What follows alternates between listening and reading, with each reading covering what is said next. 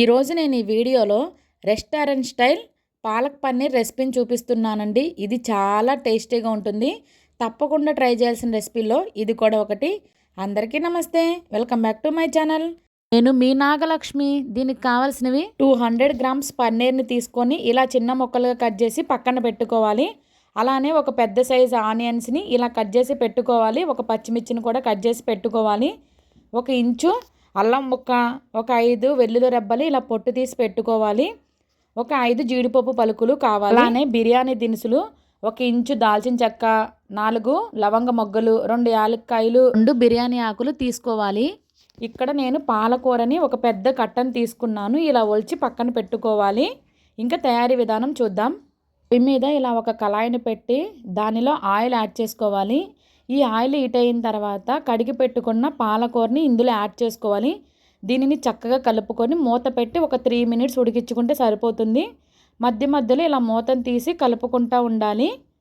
ఇది చక్కగా దగ్గరికి అవుతుంది. ఇందులో వాటర్ ఏమీ వేయవసరం లేదు.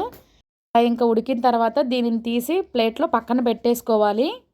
ఇంకా అదే కళాయిలో కొద్దిగా ఆయిల్ యాడ్ చేసుకోవాలి. అందులో ఫస్ట్ బిర్యానీ దినుసులు, చెక్క, లవంగం, యాలక్కాయలు వేసుకొని కొద్దిగా వేగనివ్వాలి. ఇవి వేగిన తర్వాత దీనిలో జీడిపప్పు పలుకుల్ని యాడ్ చేసుకోవాలి. ఇంకా ఇవి కూడా వేగాక ఇంకా ఆకుల్ని యాడ్ చేస్తున్నాను, బిర్యానీ ఆకుల్ని. ఇవి వేగిన తర్వాత అల్లం వెల్లుల్లిపాయలని యాడ్ చేసుకోవాలి. తర్వాత ఆనియన్స్, పచ్చిమిర్చిని యాడ్ చేసుకొని ఇవి చక్కగా వేగనివ్వాలి. ఇంకా ఇవి వేగిన తర్వాత స్టవ్ ఆఫ్ చేసి పూర్తిగా చల్లారనివ్వాలి. చల్లారిన తర్వాత మిక్సీ జార్లో ఫస్ట్ ఇప్పుడు వేగించినవన్నీ యాడ్ చేసుకోవాలి, పాలకూర తప్ప. ఇందులో జస్ట్ చిన్న గ్లాస్ ఉంటుంది కదండి, దాంట్లో ఒక పావు వంతు వాటర్ వేసి మెత్తగా ఇలా మిక్సీ పట్టుకోవాలి. ఇంక ఇలా నలిగిన తర్వాత దీనిలో పాలకూరని యాడ్ చేసుకోవాలి. దీనిని కూడా కలిపి మొత్తం పేస్ట్ లాగా మిక్సీ పట్టుకోవాలి. తర్వాత ఇలా పొయ్యి మీద మళ్ళీ కళాయిని పెట్టుకొని ఆయిల్ యాడ్ చేసుకోవాలి. ఆయిల్ హీట్ అయిన తర్వాత దీనిలో ఫస్ట్ కొద్దిగా జీలకర్రని యాడ్ చేసుకోవాలి. ఇందులోనే ఒక రెబ్బ కరివేపాకుని యాడ్ చేసుకొని కొద్దిగా వేగనివ్వాలి.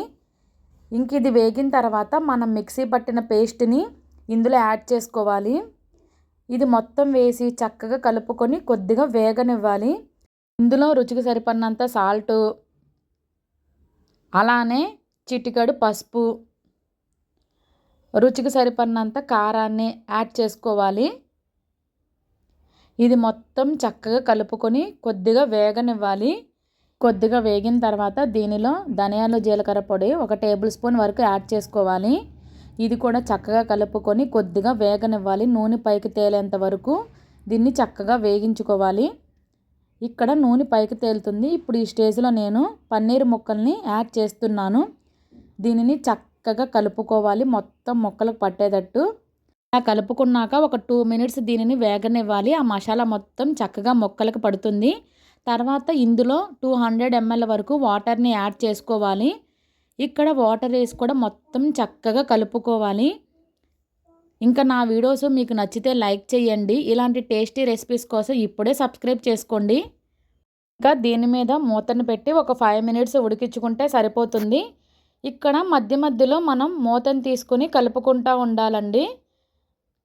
ఇక్కడ చూస్తున్నారు కదండి, ఇలా మధ్య మధ్యలో ఒక 2 మినిట్స్ ఒకసారి కలుపుకుంటే సరిపోతుంది. ఇక్కడ కర్రీ అనేది చక్కగా ఉడుకుతుంది. ఇంకా గ్రేవీ కన్సిస్టెన్సీ అనేది దగ్గరగా అవుతుంది. ఇంకా ఈ స్టేజ్లో ఉన్నప్పుడు మనం స్టవ్ ఆఫ్ చేసేసుకోవాలి. అంతేనండి, tasty restaurant style palak paneer recipe ready. ఇది బగారా రైస్లోకి, నాన్స్లోకి, రోటీల్లోకి, చపాతీల్లోకి చాలా చాలా బాగుంటుంది. ఇప్పటి వరకు మీరు ఈ రెసిపీని ట్రై చేయకపోతే ఒక్కసారి ఇలా ట్రై చేయండి, మీకు తప్పకుండా నచ్చుతుంది. అనే నా వీడియోస్ మీకు నచ్చితే ఒక్క లైక్ చేయండి, మీ ఫ్రెండ్స్ అండ్ ఫ్యామిలీకి షేర్ చేయండి. ఇలాంటి టేస్టీ అండ్ సింపుల్ రెసిపీస్ కోసం నా ఛానల్ని ఇప్పుడే సబ్స్క్రైబ్ చేసుకోండి. Thanks for watching. Bye bye.